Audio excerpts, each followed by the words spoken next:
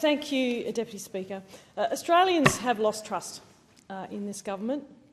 It's absolutely the truth, because actually 1 in 3 Australians voted for Labor at the last election. And why is that? Well, uncertainty, lack of accountability, soaring inflation, record government spending, foreign policy failings and inaction on the environment. Inaction that can be seen firsthand as the harmful algal bloom in South Australia continues to ravage coastal communities. Department officials told the Senate inquiry last month they were not aware of the impact of this devastating bloom until the end of May. But wasn't the first detection back in March? That's quite a few months. And didn't prominent South Australian scientists first raise the alarm and request funding for monitoring with then-Minister Plibersek 2 years ago? And again, when Minister Watt entered the portfolio. But Senator Watt wasn't formally briefed on the issue until 2 months later. The waters off the South Australian coast may be murky, but this timeline that the department and minister were working on is even murkier. So let's have a look back at the events of March and we'll clear up that murky timeline. Surfers started to report falling ill after visiting an affected beach in mid-March. Toward the end of March, numerous reports surfaced of dead fish washing up on beaches, devastating for the locals. South Australia's Environmental Protection Authority confirmed the bloom and that the Karenia mikimotoi was detected. But wait, didn't the department say they weren't aware of the impact until the end of May? So it's no wonder South Australians have lost trust in this government. It then took 10 days for the minister to even visit the state following the formal briefing.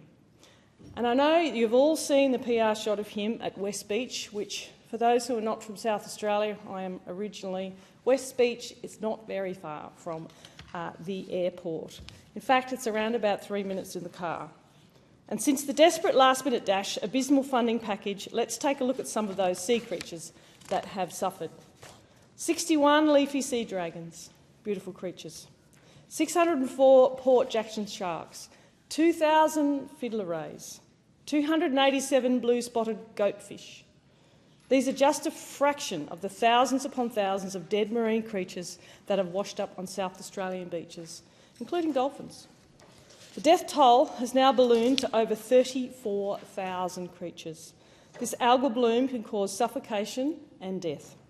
But it isn't just marine life suffering, it's the people of South Australia, the tourism operators, the small businesses, the fishers. They've all been let down by the state and federal government. Skin irritation, rashes, coughing fits and sneezing is the reality for most that come within 300 metres of their tainted beaches. Just last week, the government announced an algal bloom hotline.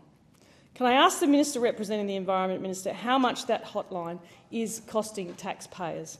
And is that coming out of the existing funding allocation that was meant to support with the clean-up scientific research and keep businesses afloat? Because I have some news for you, Minister. Those affected cannot even access the available financial relief because of the layers of bureaucracy.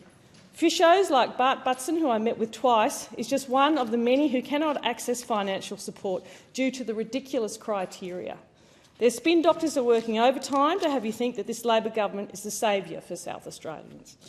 But, newsflash, Minister, South Australians are not mugs. No, they're not. They can see right through your spin. This bloom is double the size of the ACT and can now be seen from space. It's clear that South Australians have been hung out to dry by their governments. This environmental catastrophe has been completely and utterly mismanaged by this government under this minister. The government at both levels failed to act for months, and when they did take notice, it was too little and too late. When they did act, it was evident that there was a major gap in communications between state and federal governments, as evidenced in last month's Senate inquiry. So why did it take the department over 2 months to become aware of the issue? And why did it then take another 2 months for the department to brief the minister? This is a mismanagement. This is an utter disgrace.